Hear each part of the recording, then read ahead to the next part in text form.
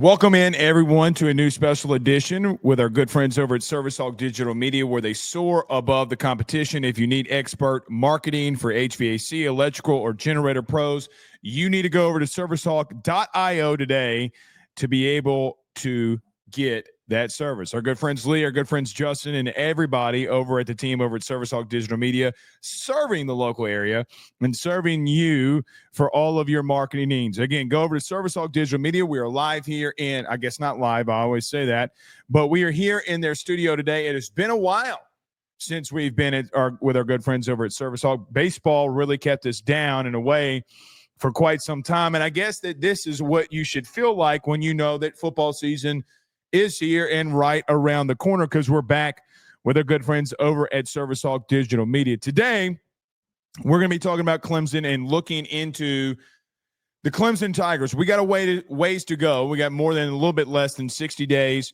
before LSU will take on the Clemson Tigers, but I want to talk about them today with you. But before we do that, everyone do us a favor.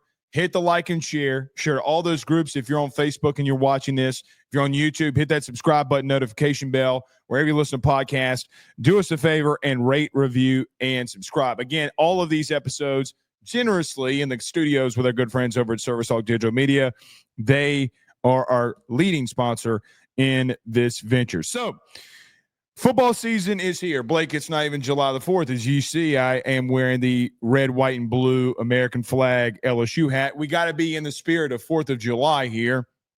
And I think that this is the time with SEC Media Days coming up in less than 2 weeks. It is time to start getting into football. I think the biggest question as we get into this that I have been asked is about Clemson. Now, I know that it's probably a little too far. Is it ever really too far away to start breaking it down an opponent in week one that you will face? Because I don't know if I really believe that that is the case, but I've been getting a lot of questions, when we were in Omaha, when we got back, like, hey, Blake, we love baseball. We can talk the portal. We can talk next year's baseball strategy, what Jay Johnson is going to do. But now that we're in the 4th of July, SEC Media Days is upon us, what are we going to do now that we're in the heart of football season? And I thought it was going to be good. And look, you can go back to this video if you're watching it a month from today, you're watching it today, whenever. I don't know how much changes with how we view and look at Clemson, barring injury or barring some situations going into that game week one, August the 30th, when you go into Clemson, South Carolina. Listen, in this way too early look with Clemson, I know that there's been a lot of chatter about them, about how good of a team that they can be, how good a team that they are. Our good friend Josh Pate over at Pate State and 247, he's already came out and put Clemson as the number one team in the country, and that's where he stands on them. There's a lot of people in the country that believe that Clemson is one of the best teams, if not a top 5 team coming into the season. And there's a lot of reasons why. Look, offensively, let's start with the University of Clemson and what they return. I think everybody knows the headlining guys, or headlining guy really, that is returning for the University of Clemson at quarterback, that being Cade Klubnik. Now, last year he completed 63.4% of his passes for just over 3,600 yards. He threw for 36 touchdowns and 6 interceptions. He also ran for another 7 touchdowns last season. Cade Klubnik is one of the higher guys on the Heisman odds. A lot of people believe he may be the overall best quarterback in this upcoming draft class, that he might be the best quarterback in the country. We've seen a lot from Cade Klubnik now going into his 3rd year as a starter. I mean, I guess you could say even 4 years ago when DJU goes down, he comes in, I think it was versus Notre Dame, if I'm not mistaken, when he got his first start. But we have seen a lot from Cade Klubnik. But the biggest thing that we've seen from Cade Klubnik is very simple, the way that I see it: growth, experience. Guys, he had a 36-6 TD to interception ratio. You go back to the playoffs a year ago when they faced off against the University of Texas, and he absolutely picked them apart, especially in the second half of that game. Led them down to 2 red zone drives inside their own 3-yard line where they could not run the football on the University of Texas to tie the game and get closer in winning that game on the road in Austin. Cade Klubnik is one of the best quarterbacks in college football this season. What he can do with his legs, the way that he buys time, the understanding of the Garrett Riley offense, the understanding of what Riley and Dabo and this receiving core wants to do, the connection that he built with his team and the new wide receivers that he brought or that was brought into Clemson a year ago. It did take them some time to get things rolling. But Cade Klubnik really performed at some of the highest levels a season ago. Their underlying performances or their bad performances, whether it be Georgia, whether it be South Carolina, whether it be Texas, I guess. I don't even know if I'd call Texas a quote-unquote bad performance. None of that really, Louisville, none of that really came on the back of Cade Klubnik. You saw last year offensively from Clemson, when they struggled, they couldn't run the football. Their wide receivers could not get separation. They had a lot of young freshman wide receivers that started against Georgia, as an example. There were a lot of things that went on that time was able and experience was able to get Cade Klubnik, that offensive line, that running game, and especially that young wide receiver core, and take them to what I would quote-unquote say their next step. Not a college football next step, but their next step. They did go 0-3 against the SEC a year ago. I thought Cade Klubnik had good performances against those teams. I thought he still had a decent performance against Georgia. He just did not have the help that he needed to be able to compete against an opponent that quite honestly got after him the entire game. What makes Cade Klubnik and what makes this whole situation around him, and why I think not only just him being a flat-out good player, he's got really good arm strength, he's been really accurate, he has been very mobile. What I think that some have not put on Cade Klubnik is the surrounding pieces around him that are returning. Clemson is the number one team offensively in the ACC and top 3 in the country and nationally in reference to returning production offensively. They got 3 of their starting wide receivers returning. They have their entire offensive line returning. The only part that they don't have returning is the running back position. But guys, I will tell you, with Cade Klubnik and the foresight of what people think that he can do going into his final season, a lot of is based off of it is what he has at receiver and the weapons that he has. Antonio Williams, TJ Moore, Bryant Wesco, those 3 guys that emerged as freshmen, emerged in their sophomore years, like Antonio Williams with the 75 catches, 984 yards, and 11 touchdowns, one of the best, if not the best, wide receiver in the ACC a season ago. When you look at them as a whole, it's not just Klubnik that should scare you in the passing game and what they want to do. I thought at the end of the year last year, Klubnik did a very good job at reading defenses and getting the ball to his playmakers in space, whether it be Wesco, whether it be Williams, whether it be TJ Moore. He was able to find freshman and sophomore wide receivers that are just breaking into college football that started to emerge at the end of the year. When the connection and experience played itself out between the 4 of them, meaning those 3 wide receivers and Cade Klubnik, they started being better offensively and they started separating. I think for Dabo, in the years since the national title runs and to now, the problems that Dabo has had offensively is I don't think that he recruited at wide receiver the way that he did the last time LSU faced Clemson in the national title game in 2020. I guess you could say 2020, but you know what I mean, the 2019 season. They had dogs.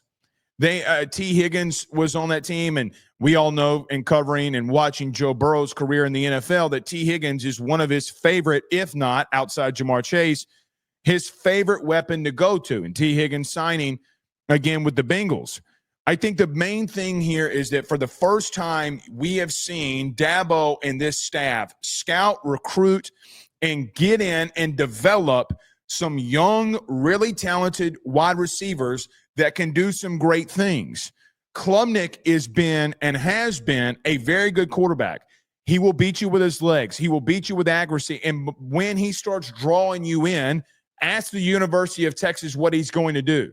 He will start taking shots to Bryant Wesco. He will start taking shots to Williams. He will start taking those shots down the field to his playmaking wide receivers. They can be very dangerous offensively. Offensively, they will go in a straight air raid principle.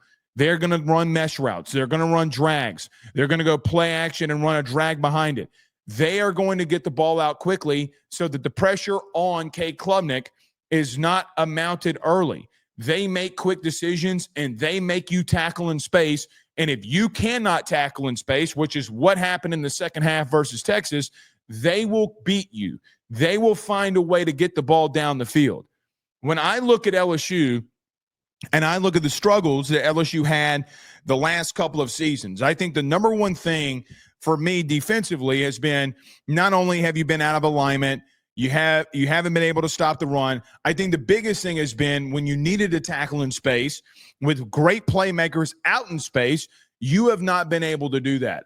I don't need to see anything from Clemson to know from what they did a year ago based off of what LSU's struggles have been to know that the first thing that they're going to try to see and make sure that you can do is they're going to get guys out in space. They're going to go run some mesh concepts. They're going to run drag routes, and they're going to make sure that you can tackle in space. Because they run straight air raid principles like we saw with Mike Leach, what we've seen with Hal Mummy. That is the tree that they come off of. If you cannot do that, Klubnik will pick you apart.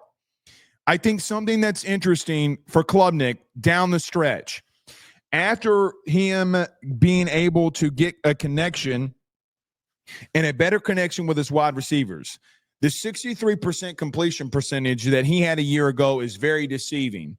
The reason it's very deceiving is because of how much better they were at being deadly accurate down the stretch of games. Guys, having performances where he's over 75% completion percentage against ranked opponents. I look at Klubnik and I look at the receiving core and say, guys, that is their biggest strength. Now, from a DB room, you're bringing in Mansour Delane. You brought in DJ Pickett. You brought in a lot of these different pieces, AJ Halsey, etc. They're going to challenge you early and often. Guys, they're going to throw the football. Last year, Cade Klubnik had 486 passing attempts. 486. It's what they want to build off of, and it's what they want to do. And quite honestly, I think it's what they're going to try to come out and do to you, because I don't know how sure they are going to feel on what they have in the running game. Guys, right now, it would appear, we don't know what's going to happen with Clemson here, that Gideon Davidson, the freshman running back, who on our lads is their number one running back, a true freshman coming in, what is their running game going to look like? Now, you have had issues yourself in stopping the run in the 4 years that you are really 3 years that you've had under Brian Kelly. One thing that I think that if I'm LSU going into this game early, I'm going to see if they can run the ball with a freshman back, make sure that we're able to tackle in space and corral these great wide receivers. And if they start running the ball on you in this offensive line that is returning, all 5 of them that is returning, then you start making adjustments. But I haven't mentioned the offensive line yet. That was a big issue for them a year ago. You know, you go back to the Georgia game when you had both guards pulling, and I think they were running on trying to run play, a trap play on 3rd and 1, and both left and right guards pulled, and they rammed into each other, and it created a lot of chaos. But they even got better as the season went on. Tristan Lee, Harris Sewell, Ryan Linthicum, Walker Parks, and Blake Miller all return along the offensive line. Because the question for Clemson has been, in some of their struggles, how the offensive line is going to hold up. Now, I do think that there's something to be said when you have 5 dudes returning, 5 guys with starting experience returning along the offensive line. Like what we do and like what a lot of people do, you don't anticipate ever going into a season that a team at a position with that much experience returning for them to get worse. You anticipate for those guys to get better. The overarching theme for me in the game with Clemson offensively versus LSU defensively is what is going to happen up front. We have seen this Clemson offensive line with these guys returning have some really bad lapses of judgment and flat out get beat. We've also seen them on film, them get flat out beat like Blake Miller and Tristan Lee. Tristan Lee is a name that a lot of you LSU fans should remember here. We've seen them go up against some players that you brought in from the transfer portal, a.k.a. Patrick Payton. In the two games that Patrick Payton faced off against Clemson, in 2023, he had 5 tackles and a tackle for loss. The tackle for loss coming in a situation on third down that forced Clemson to punt the football. And then last year with Florida State going up against Clemson and Patrick Payton going up against the right tackle and Blake Miller for Clemson, guys, he absolutely wrecked shop. He killed Blake Miller. He killed Clemson. He had 2 massive tackles for loss, one of them coming on Cade Klubnik on a third down. They try to run a zone read, and he absolutely blows the play up. That offensive line, when Clemson has had struggles, it has been a lot of times at the tackle position, and when they're trying to get yardage, when it matters most in the interior, they have gotten pushed around. Georgia pushed them around. Texas pushed them around. In 2023, Florida State pushed them around. When they've needed their offensive line most, when they've needed to win big games, they have not been able to get penetration up front. Let's see what all of this senior offensive line is able to do in their final years at Clemson. But the fact does remain that one thing that is a way too early look in the University of Clemson versus LSU that is 100% a fact. You got a guy who's gone up against Clemson twice and wrecked their running game in certain situations in Patrick Payton. I would highly suggest for anybody to go and watch the Florida State game from a year ago versus Clemson. Go back and watch 2023 when Patrick Payton had Braden Fisk and Jared Verse, and who was the real dude that on critical situations made some stops. It wasn't those other guys who were one who was the NFL Defensive Rookie of the Year and Jared Verse. It was Patrick Payton that made those big stops. If you're able and if you do get that level of play again from him against Clemson and what we've seen, it will be very interesting to see the battle and chess pieces and chess match that you have with LSU defensively versus Clemson offensively. They are dangerous. Offensively, they got 3 receivers that guys can take the top off. They are very good at being possession receivers, catching the ball in space, getting yards, getting down, getting up to the line, and continuing to put the pedal to the metal. This one will be a dogfight. I don't know, before we go into camp into August, what to think about LSU defensively from the secondary position. What I do know is Clemson has a lot of weapons that they can utilize. You also brought in some weapons yourself defensively that we've seen that's already played out in reality that you have been able to go up against Clemson and have success. So offensively, in a way too early look, led by Cade Klubnik, great wide receiver room, returning offensive line. I don't know what Clemson's going to be in their running game. Defensively, for me, is where I think Clemson is going to make their hay. I think yesterday when EA Sports came out with some of their All-Americans and some of their guys in the preseason that they're looking at, it wasn't offensively for Clemson that started opening the eyes to some LSU fans, but even to some people nationally of what they can be. Guys, they bring back both inside linebackers in Wade Woodaz and Sammy Brown, who both had over 80 tackles, both had over double-digit tackles for loss, and Sammy Brown, the former 5-star inside linebacker who will move to the outside in certain situations, had 5 sacks a season ago. They bring back arguably one of the best edge rushers in the entire game in TJ Parker, who had 20 tackles for loss last year with 11 sacks. They bring back one of the top defensive tackles in the country in Peter Woods, who had 9 tackles for loss and 3 sacks a season ago, along with 2 very talented DBs in Khalil Barnes and Terrell. Barnes, for what it's worth, had 4 interceptions on the season. Guys, I don't know right now what to make of Clemson and what they're going to do defensively. Reason being because they're bringing in Tom Allen, the defensive coordinator from Penn State. Now, Tom Allen a year ago at Penn State, who had an elite rusher with Abdul Carter, had 2 really good inside linebackers, and also had a really high productive safety at Penn State, goes into a situation at Clemson where he's got a lot of that same things and same pieces to work with.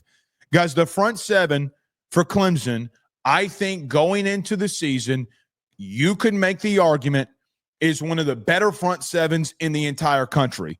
Bringing back Woodaz, bringing back Sammy Brown, having TJ Parker, Peter Woods. Oh, and by the way, I left out Will Helt, who LSU was after at edge, comes from Purdue. They also add him into that equation. Tom Allen has shown in his career, whether it be in Indiana, whether it be at Penn State, regardless of where he's been, he is going to put so much pressure on the running game, and he's going to put so much pressure on the quarterback to make decisions quickly and get the ball out of their hands. Guys, if Tom Allen does not send high levels of pressure versus LSU, it would be the first time that we saw him, especially at Penn State a year ago, where that is not a big staple of what they want to do defensively. There were moments and times last year that he didn't do it in critical games like Ohio State, Oregon, whatever it may be, because he had a guy like Abdul Carter. Now, I don't know if TJ Parker is Abdul Carter. I don't think that he is. I think Abdul Carter from Penn State a year ago was, in my humble opinion, I think you could have made the argument for the best overall player in the country a season ago. But, guys, they are absolutely lethal.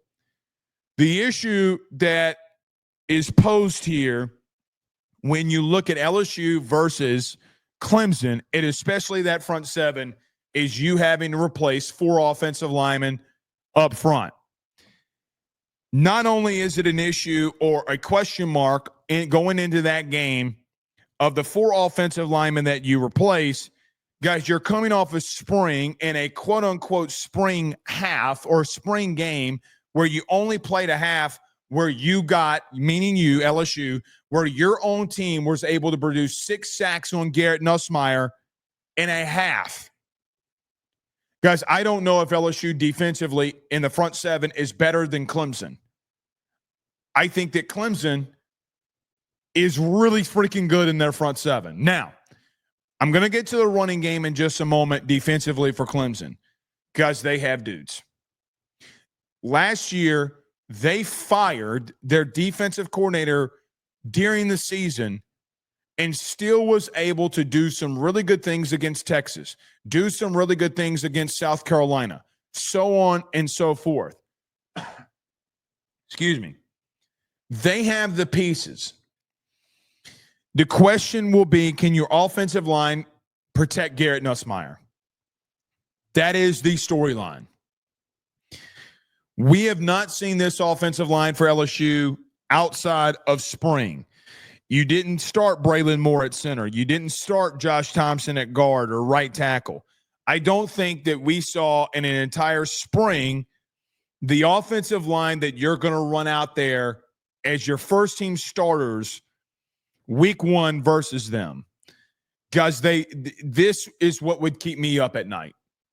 If I'm Brian Kelly, if I'm Garrett Nussmeier, if I'm Joe Sloan, if I'm Alex Atkins, the offensive line versus the defensive front 7 of Clemson should, would, and could keep you up at night in reference to the things that they will do that they can get to Garrett and defend the run. Now, the biggest weakness for Clemson a year ago was stopping the run defensively. In all of their big games that they had a season ago, I think schematically they were out of position a lot. I think that they did not know where to be. And sometimes there were just really bad calls that they made. Because last year versus Texas, last year versus Georgia, last year versus South Carolina, they could not stop the run in critical situations to save their life. The question with Clemson defensively becomes, with all of the talent that you're bringing back and that you have in your front seven, are you going to be able to stop the run? It is it. I know what you're probably thinking and watching this video too. Well, Blake, against LSU, they probably could. We don't know if we can run the football our damn self, and that's fair. Because you got to test them on the ground early. You got to test them on the ground often, and you got to test them on the ground over and over again. Because as what Texas did to them in the playoffs, even when Clemson started to stop the run early, they stayed with it. Explosive plays happen. You need to get Caden Durham, Harlan Berry, whoever, Caleb Jackson involved in this running game early and try to find success there.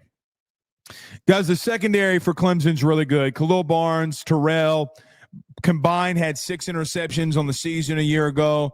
Did some really good things against Texas with Golden and the boys. I think that it is just going to be a chess match there too. I think from a secondary to your wide receiver core, at worst, it is a draw. I do think LSU has the advantage there, but Khalil Barnes, man, is a dog a dog at free safety. We saw him a season ago bait a lot of quarterbacks, Quinn Ewers included, into interceptions. If Garrett is not on point, Khalil Barnes is going to make you pay. He's going to make you pay. Guys, 4 interceptions last year, 3 of them coming against in critical moments a season ago. I think Clemson's one of the best defensive teams in the entire country. I think that they have some of the best talent. Can Tom Allen, who in year 1 at Penn State, year 1 at Clemson, after being a year at Penn State, can he fix some of the woes that Clemson had defensively? These are some of my thoughts going into the game as we wrap it up here. Clemson turns the most production in the ACC, and they're top 3 in the country in returning production in the country. How much of that experience is going to play and benefit them going into a game week 1 versus you? Guys, their entire offense returns. Basically, their entire front 7 returns, and they have 2 of their best pieces in their secondary returning. You are bringing in a lot of guys and first-time starters into what will be a very hostile environment into Clemson, South Carolina. Are you going to be able to overcome in an environment where all of these guys have been in a situation like this? They've been in a situation at home against a ranked opponent. The second question that I ask is, how quickly can you get the ball out offensively? I don't think that you need to play around with them in their front 7. I think you need to get the ball out quickly to your playmakers in space. Let Chris Hilton, Berrien Brown, Trey'Dez Green, Harlan Berry, Caden Durham get to work and make them tackle you in space. Make them run you down and tackle you in space. There's just a lot of different levels that they're good in. I don't think that there's a level defensively that they're not above average or even, I don't want to even say really good. I think all 3 levels for Clemson defensively is really good. With that experience returning, with the talent returning, that's going to be very interesting to see how LSU attacks it. Last but not least, I think, who are you going to be? Guys, if LSU is able to turn down the turnovers, I think you have a really good chance of going into Clemson and winning this game. You have not won an opening game in week 1 since 2019. I want to have faith and I want to believe that LSU can go into Clemson and win. I've seen some people say that this Clemson team is the best overall team that you faced in a week 1 matchup in the Brian Kelly era, and I vehemently disagree. I think it was Florida State in 2023. I think that you have just enough or just as much, if not more talent than they do. I fully believe that. The question becomes, how much does the experience factor of those guys being together for that long, get at home, give them the benefit and the edge against you with a lot of new pieces? AJ Hawsey, Deshaun Spears probably gets his first real start here, and being a starting safety. Your entire defensive line, maybe outside Bro and McKinley, are all new. You have a brand new secondary at corner. What are you going to do here? You have the talent. The question becomes, can you be cohesive as a unit enough to be able to stop a really overall great team in Clemson? That's our way too early look. I know that we are a long way away, 50 plus days away, but I don't ever really think that it is. I don't think it's ever really soon to break a team down. We'll probably do even some more of these. But in looking at them and a lot of y'all asking those questions, I think it's going to be a dogfight, and I think it's going to be a battle. All right.